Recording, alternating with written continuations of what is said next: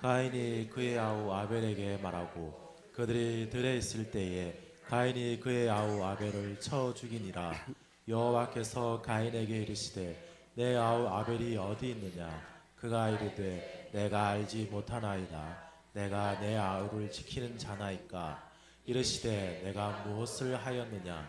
내 아우의 핏소리가 땅에서부터 내게 호소하느니라. 땅이 그 입을 벌려 내 손에서부터 내 아우의 피를 받았은즉 내가 땅에서 저주를 받으리니 내가 밭을 갈아도 땅이 다시는 그 효력을 내게 주지 아니할 것이요 너는 땅에서 피하며 유리하는 자가 되리라.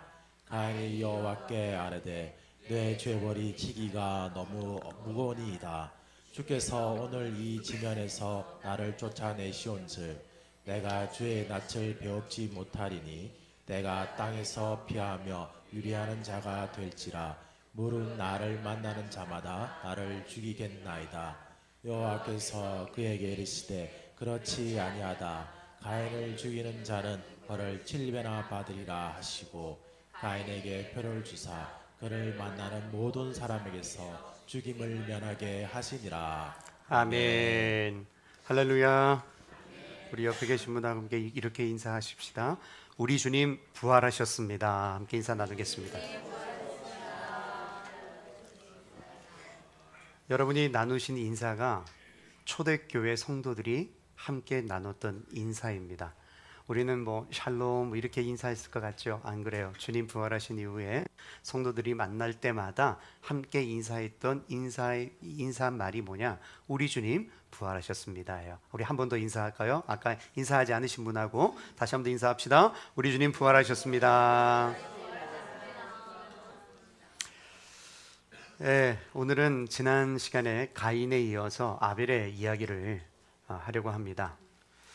오늘 읽은 이 본문의 이야기는 가인의 이야기이죠. 그러나 동시에 아벨의 이야기가 함께 있기 때문입니다. 여러분, 가인은 아벨을 죽이기 전에 뭘 했을까요? 바로 아벨을 죽였나요? 아니죠. 오늘 본문에 보시면 먼저 말을 했다고 그래요. 말을 했다. 그리고 가인이 아벨에게 처음 했던 말이 뭘까요? 오늘 본문 8절에 나오는 말씀입니다. 8절 한번 읽어보죠. 시작. 가인이 그의 아우 아벨에게 말하고 그들이 들에 있을 때에 가인이 그의 아우 아벨을 쳐 죽이니라. 아멘. 어, 이 우리 성경에는 가인이 아벨에게 그냥 말하고라고 번역을 했는데 사실 우리 성경은 그 마소라 사본이라고요. 거기에서 마소라 사본을 우리가 성경 그 원전에는 가장 권위 있는 것으로 우리가 인정을 하는데 거기에서 번역을 그대로 따와서 이렇게 번역을 했습니다마는 이 구약 성경 히브리어로 된 이 구약 성경을 헬라어 성경으로 바꾼 게 있어요. 여러분 제가 설교 시간에 자주 인용해 드렸던 70인역이라는 성경입니다. 세프즘이라고 부르는데요.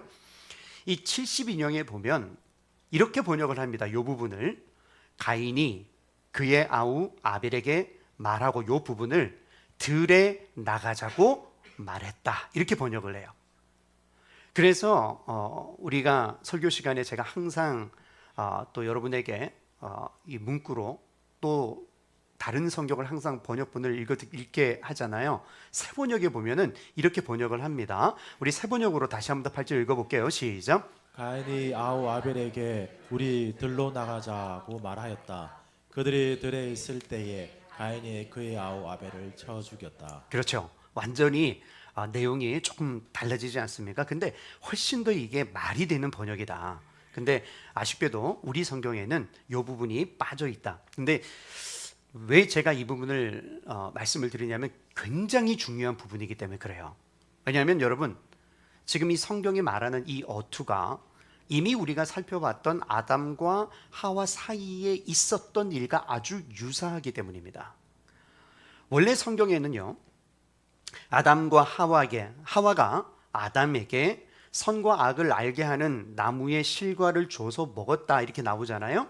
근데 뒤에 보면 하와가 아담에게 말을 했다 그래요. 뭘 했다고요? 말을 했다. 서로 간에 뭐가 있었던 거예요? 대화가 있었던 거예요. 그 안에 이야기가 있었던 겁니다. 마찬가지로 여기 가인이 아벨을 그냥 무조건 들로 데려나가서 그냥 죽인 것이 아니고 둘이 뭘 했다고요? 말을 했다는 기록이 있는 거예요. 자, 첫 번째 대화가 아담과 하와의 그 대화도 결국 뭐로 끝났죠? 죄로 끝났습니다. 서로 말해가지고 좋은 결과가 아니었잖아요. 하나님 먹지 말라는 거 먹었잖아요. 결국 죄로 끝났지만 이 두 번째 대화는 첫 번째 대화보다도 훨씬 더 타락한 모습을 보여주고 있다라는 거예요.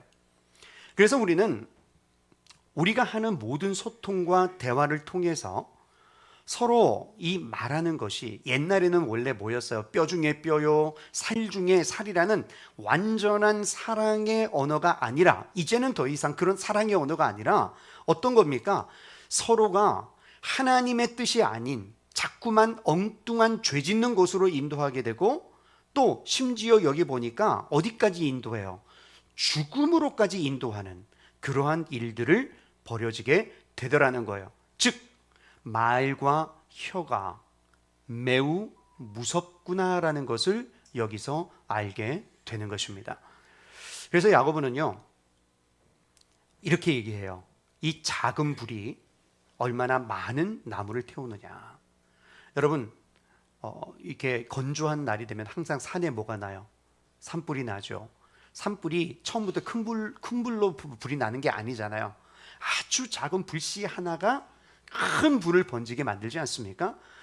그래서 야고보 3장에서 혀는 곧 불이요 불의의 세계다라고 얘기를 하는 거예요. 다시 말해서 우리의 혀 자체가 불의의 세계라는 거예요. 불의의 세계. 혀는 좋은 건데 우리가 잘못 쓰고 있다라고 말하는 게 아니고요. 혀 자체가 불의의 세계다라는 겁니다. 왜 그렇게 말하느냐면 그만큼 우리의 언어가 어떻게 됐다는 거예요? 타락으로 말미암아 뒤틀려져 버렸다는 겁니다. 우리한테 선한 것이 있을까요? 없을까요? 없죠. 근데 무엇조차도 이 혀조차도 선하지 않다라는 거예요. 야고보서 3장 6절 말씀만 볼게요. 시작. 혀는 곧 불이요 불의의 세계라. 혀는 우리 지체 중에서 온몸을 더럽히고 삶의 수레바퀴를 불사르나니 그 사르는 것이 지옥불에서 나느니라. 혀가 무슨 불 같다고요? 지옥불 같다는 거예요. 사실 다들 수긍하기 어려운 것 같은데도 가만히 생각해 보면 우리가 늘상 겪고 있는 일들 아니에요? 우리가 지옥과 같은 아픔과 그 고통을 경험할 때 보면 항상 뭐 때문에 고통당해요? 말 때문에 고통당할 때가 얼마나 많습니까? 어떤 때는 오해를 많이 받죠. 뭐 때문에요? 말 때문에 오해를 받아요. 또 어떤 때는 실제로 내 마음을 아프게 하는 말들을 들어서 얼마나 괴로움 속에 있을 때가 많습니까? 뿐만 아니라 나 또한 남을 말로 힘들게 할 때가 얼마나 많아요. 그렇기 때문에 우리가 먼저 알아야 될 것은 우리가 말하는 것이 얼마나 무서운 것인가 우리가 반드시 깨닫고 그것을 인정하는 게 중요합니다. 심지어 정말 힘들게 하는 사람들이 어떤 사람이냐면 자기는 틀린 말은 안 한대요. 자기는 옳은 말만 한대요. 옳은 말을 하면서 다른 사람을 지옥같이 만드는 사람들이 있어요, 없어요? 많죠.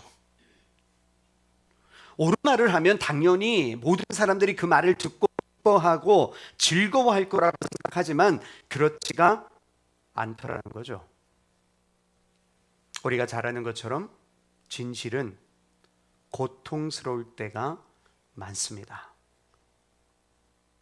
어떤 때는 옳은 말을 하면서도 상대방의 마음을 정말 상하게 하는 그런 태도를 가질 때가 있습니다. 왜 우리가 그것을 인정해야 될까요? 왜냐하면 제가 말하는 게 아니라 성경이 말씀하고 있기 때문에 그래요. 이 혀를 능히 길들일 사람이 있다 없다? 없도다 성경의 표현입니다. 여러분이 또 오늘 이 말씀을 듣고 맞다. 앞으로 내가 이 혀를 조심해서 다른 사람한테 상처를 안 주고 살아야지 그렇게 결심해서 될 문제가 아니라는 거예요. 우리는 이 혀를 길들일 수가 없어요.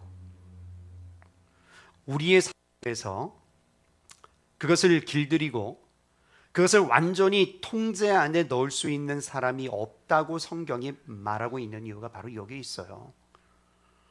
누구나 통제만 못할 뿐만 아니라 다른 사람의 말을 듣고 쉽게 우리는 불타오르기도 합니다. 누구나 말로 다른 사람의 가슴에 확 불을 지를 수도 있고요. 또 누구나 불에 타오를 수도 있는 것이 바로 우리의 말이요 혀라는 겁니다. 왜 그러느냐? 오늘 본문에 나오잖아요. 타락의 가장 중심적인 내용과 이게 맞아떨어질 수밖에 없는 거예요. 그러면 왜 사람의 말과 대화가 타락의 중심이 되느냐? 이유는 간단하죠. 누가 중심이기 때문에. 내가 중심이 되기 때문에. 그래서 말할 때도 누구 중심으로 말해요? 중심으로 말해요. 들을 때도요? 누굴 중심으로 말해요? 들어요? 내가 중심으로 들어요. 간혹 두 사람이 특히 이제 우리 권사님들 이렇게 대화를 가만히 이렇게 듣다 보면은 두 사람이 대화를 하는데 각자 무슨 말만 해요? 자기 말만 해, 자기 말만. 자기 말만 하는데 대화가 돼 또. 막 서로 그냥 고개 끄덕이고 알아들었다고. 근데 말은 자기 말만 하고 있어요. 여러분, 우리가 말을 안 해도 통한다는 그런 사이가 있죠. 근데 항상 뭐로 인해 오해로 인해서 어려움이 생길 때가 많습니다. 그럼 왜 우리가 그렇게 오해를 하느냐? 그 오해가 그냥 일어난 게 아니고요. 우리의 말 속에는 오해가 필수적으로 일어날 수밖에 없는 거예요. 여러분, 다른 사람의 말을 여러분이 이해한다고 생각을 하지만 성경이 말씀합니다. 그 말을 그대로 확실하게 100% 완전하게 이해하는 사람은 있어요, 없어요? 없어요. 똑같이 한국말 하는데도 서로 그렇게 완전히 이해하지 못해요. 그래서 그 말을 이해하지 못하는 결과로 인해서 우리는 뭘 하게 된다고요? 이해 안 하면 어떻게 돼요? 뭐 한다고 그랬어요? 오해하잖아요. 그리고 그 오해 때문에 상처를 입거나 어떤 때는 힘들 때가 얼마나 많습니까? 그 이유는 딱 한 가지예요. 누가 중심돼서 그렇다고요? 내가 중심돼서. 그래서 다른 사람의 말을 별로 듣고 싶지가 않은 거예요. 그러면 여러분은 어떠십니까? 여러분들은 대화하실 때 상대방의 말을 귀담아 들으려고 하십니까? 아니면 내 말만 하려고 합니까? 우리가 말할 때 내가 중심이 되기 쉽다는 사실을 여러분 잊지 마시고요. 항상 나를 돌아보시라는 거예요. 여러분, 세상에서 가장 훌륭한 사람이 누군지 아세요? 세상에서 가장 훌륭한 사람은 뭐 큰일 한 사람도 아니고요. 남의 말 잘 들어주는 사람이에요. 남의 말. 왜냐하면 우리가 남의 말을 잘 들어요, 안 들어요? 안 들어요. 오죽이나 하면은 이제 내 말을 듣기 시작하면 뭐 할 때가 다 됐다고 그래, 이제. 네, 이제 갈 때가 다 됐다고. 그 말을 할 만큼 우리는 남의 말을 안 들어요. 왜? 내가 왕이거든, 내가. 이게 바로 타락의 가장 무서운 부분이다. 그래서 항상 우리는 내가 중심이 되기 때문에 내 말만 하려고 하고 남의 말도 잘 듣지 않는다. 심지어 우리는 하나님의 말씀조차도 제대로 들을 수 없는 사람들이에요. 뭐만 듣죠? 설교를 들으면서 여러분 뭐만 들어요? 내가 원하는 말만 듣잖아요. 왜? 누가 중심이기 때문에? 내가 중심이기 때문에. 자, 그러면 내 중심을 깨트릴 수 있는 유일한 방법이 있어요. 그게 뭐냐 이거예요. 바로 성령 하나님의 능력을 의지하는 것인 줄로 믿으시기 바랍니다. 그래서 여러분이 오늘 이 말씀을 정말 제대로 들으시려고 하면 어떻게 해야 되느냐? 오늘 내가 졸지 않고 말씀을 듣겠다. 괜찮아요, 여러분. 좋으셔도 괜찮아요. 그런데 성령 하나님을 의지해서 듣겠다라고 생각하시라는 거예요. 왜 그러냐면 그 성령 하나님의 능력, 복음의 능력이 없이는 정확하게 그리고 올바르게 우리에게 필요한 말씀을 들을 수 있는 능력이 없기 때문입니다. 이것이 바로 우리의 일반적인 은혜의 영역에도 마찬가지라는 거죠. 그래서 우리는 상대방의 말을 상대방의 입장에서 이해해 주지를 않아요. 여러분, 왜 우리가 말다툼이 되고 싸움이 돼요? 이해하면 싸울 일 있어요, 없어요? 이해를 안 하고 자꾸 오해하니까 싸움이 되는 거죠. 우리는 상대방의 말을 절대 이해해 주지 않아요. 어떻게 이해하느냐? 다 내 입장에서 이해를 해요. 내 입장에서. 그러니까 올바르게 이해하지 못하는 경우가 굉장히 많은 거죠. 복음의 능력은요, 우리로 하여금 진리를 알고 항상 진리만 쫓게 합니다. 그 말 안에 있는 사실을 알아간다는 내용도 있지만 동시에 우리가 대화를 할 때 그 중심에 누가 있어야 된다는 거예요? 내가 아니라 그리스도가 있어야 된다는 거예요. 그리스도가. 여러분, 진리를 쫓는다는 말이 뭐예요?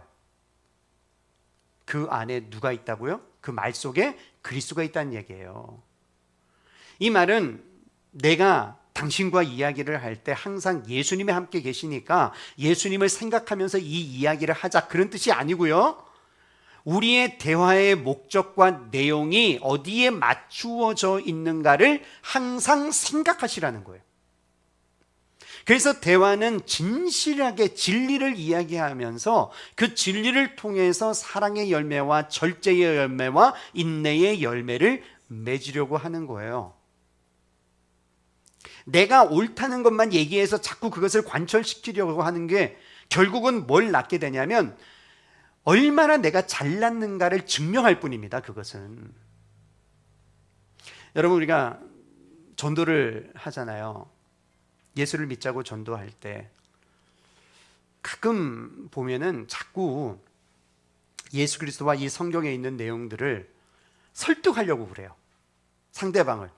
자꾸 이렇게 예수 믿으면 뭐가 좋고 뭐 이런 식으로 자꾸 설득을 하려고 그래요. 근데 그렇게 설득을 하다가 대부분 마지막에 어떻게 끝납니까? 사람이 설득이 잘 돼요, 안 돼요? 안 되죠. 그 나중에는요, 하다 안 되니까 왜 이렇게 고집이 세냐고. 그러면 상대방이 뭐라고 그래요?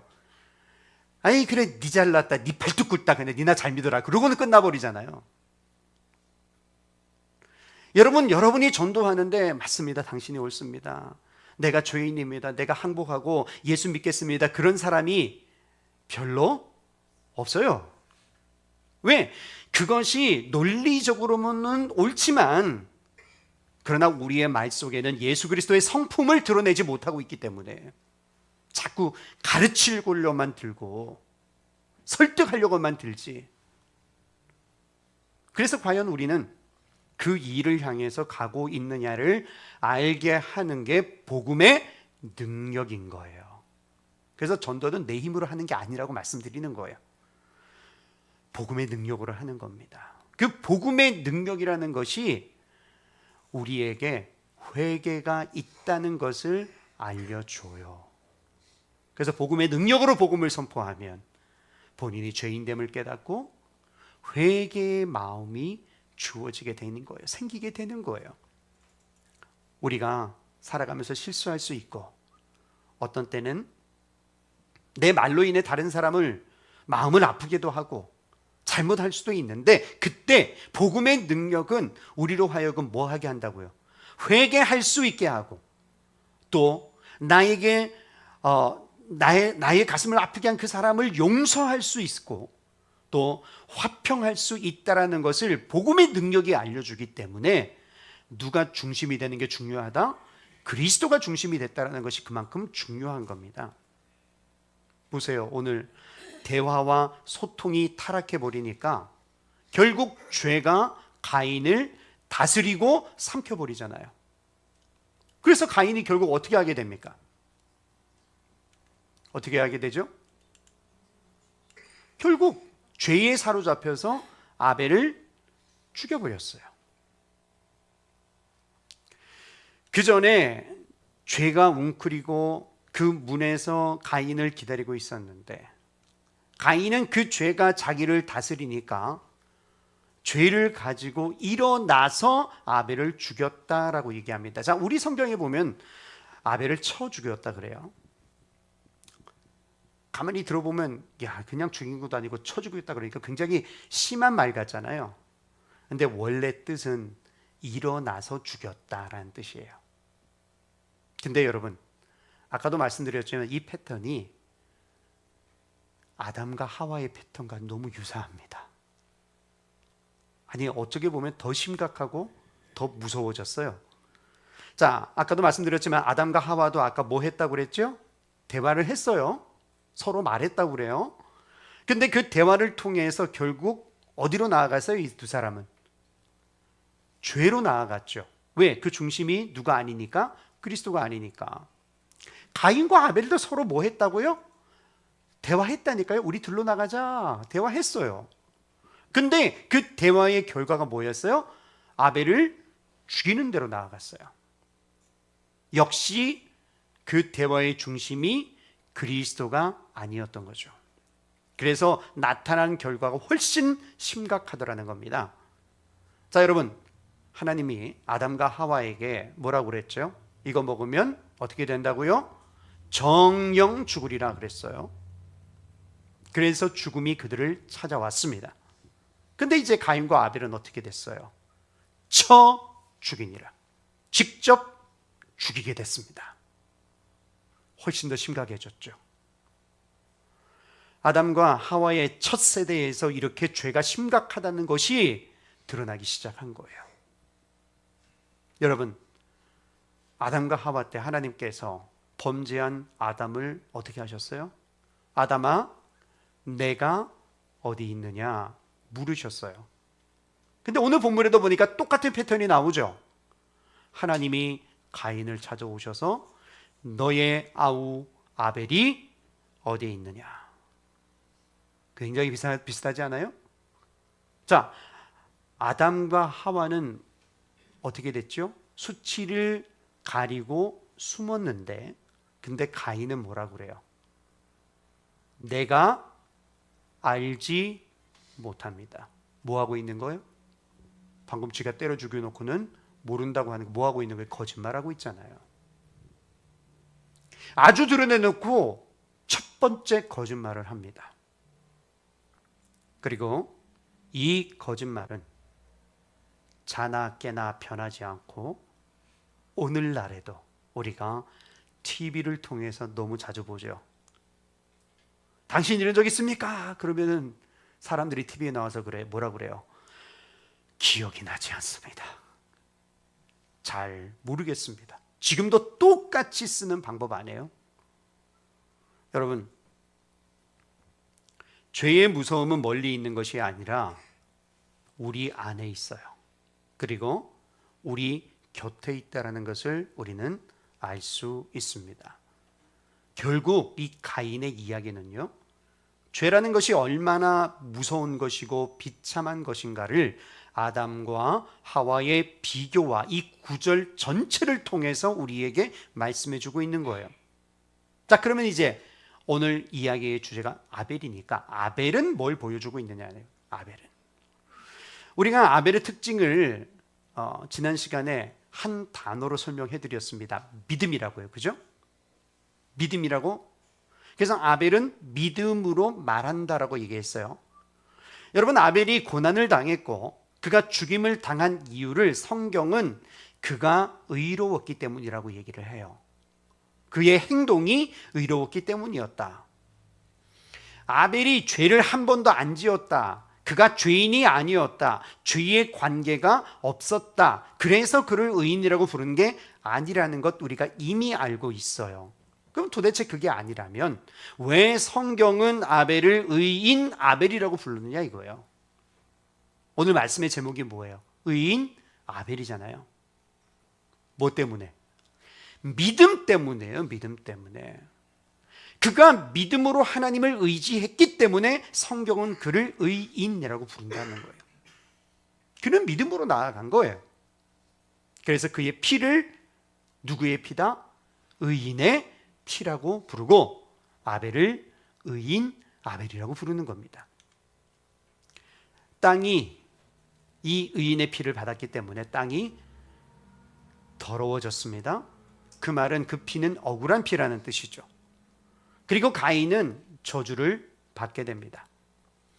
언어적인 표현으로 한번 본다면 성경에서 처음으로 사람이 저주를 받습니다.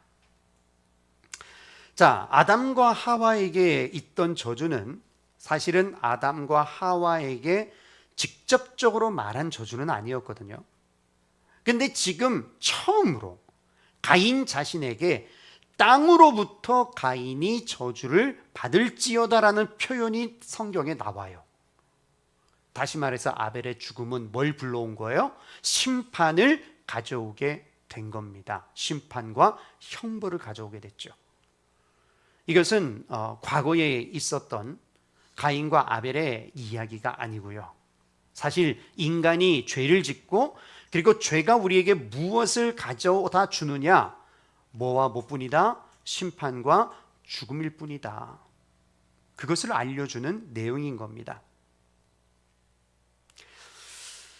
그래서 예수님께서 마태복음 23장 35절에 이 아벨에 대한 표현을 직접 하신 적이 있어요. 뭐라고 말씀하셨습니까? 함께 한번 읽어볼게요. 시작. 그리하여 의인 아벨의 피로부터 너희가 성소와 제단 사이에 살해한 바락의 아들 사가랴의 피에 이르기까지 땅에 죄 없이 흘린 모든 피가 너희에게 돌아갈 것이다. 제가 이 말씀을 다 여러분에게 설명드릴 수는 없지만 아무튼 이 아벨의 피를 의인 아벨의 피라고 하는 것은 그가 피를 흘렸기 때문에 땅 위에서 흘린 의로운 피가 너희에게 돌아갈 것이다 라고 얘기하는 거예요. 뭐 얘기하는 거예요? 뭐가 온다고요? 심판이 온다 이 말이에요. 심판이 온다. 예수님이 직접 하신 말씀이에요. 그리고 이 말씀은 단순히 아벨의 피가 이제 너희에게 심판을 준다 거기에 있는 것이 아니고요. 이 아벨의 피가 가지고 있는 내용이 무엇과 연관이 있는가를 설명합니다.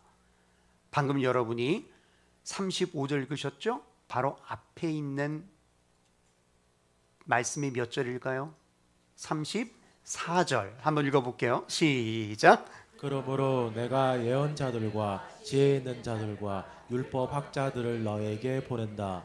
너희는 그 가운데서 더러는 죽이고 더러는 십자가에 못 박고 더러는 회당에서 채찍질하고 이 동네 저 동네로 뒤쫓으며 바비게 할 것이다.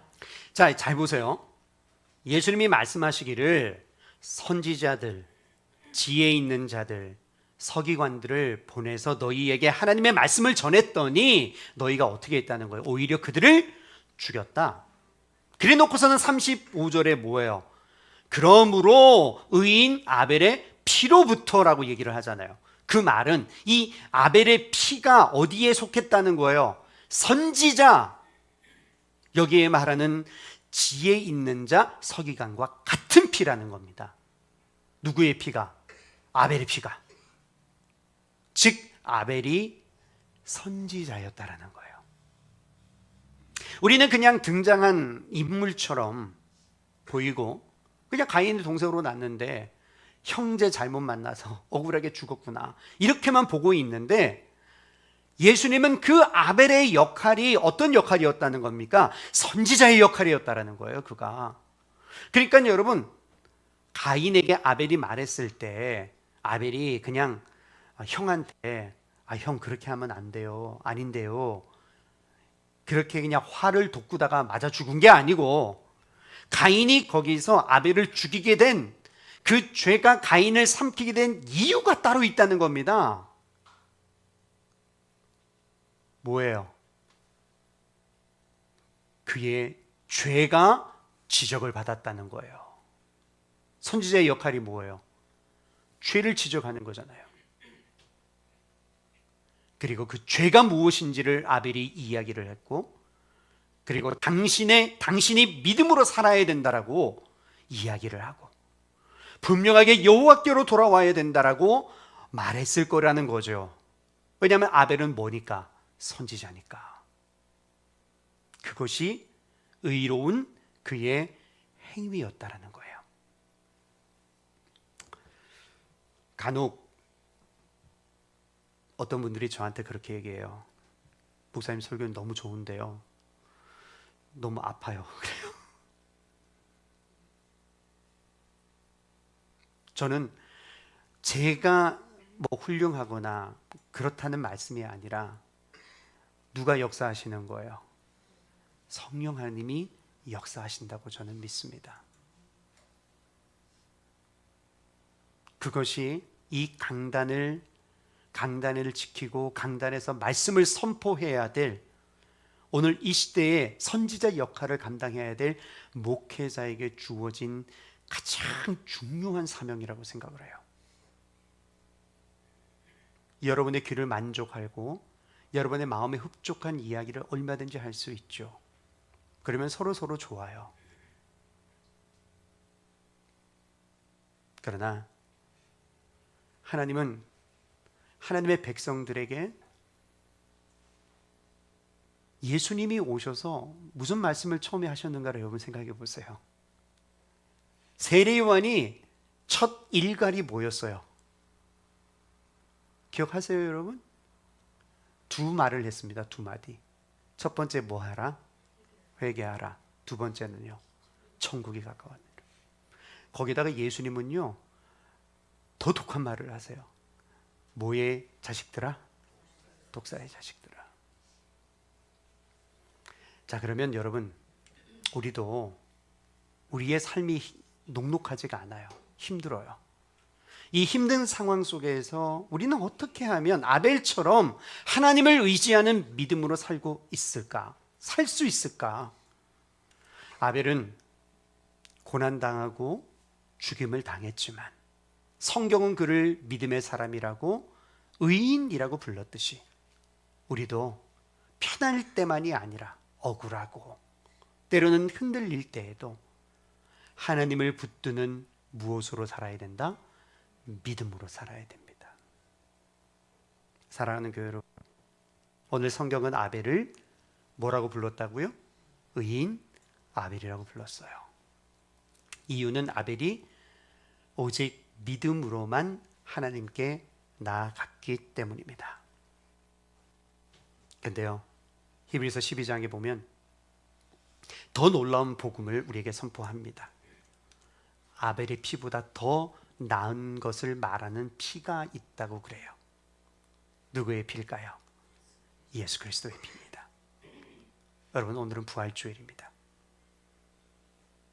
바로 그 예수 그리스도의 피, 그 보혈로 인하여 예수님은 부활의 첫 열매가 되셨고, 우리도 그 예수님의 첫 부활의 열매가 되심으로 인하여 저와 여러분들도 부활의 소망을 갖게 된 줄로 믿으시기를 바랍니다. 그러므로 오늘 이 시간 우리 자신을 의지하지 마시고 예수 그리스도의 십자가 그리고 부활의 주님 앞으로 나아갈 수 있기를 바랍니다. 예수의 피가 우리를 살렸고 부활하신 주님이 우리의 생명이 되셨습니다. 그러므로 오늘도 한 손엔 그리스도의 십자가, 한 손에는 주님의 부활의 생명, 우리 이거 꽉 붙드시고 믿음으로 하나님께 나아가시며 살아가시는 복된 저와 여러분들이 다 되시기를 예수님의 이름으로 간절히 축원합니다. 기도하겠습니다.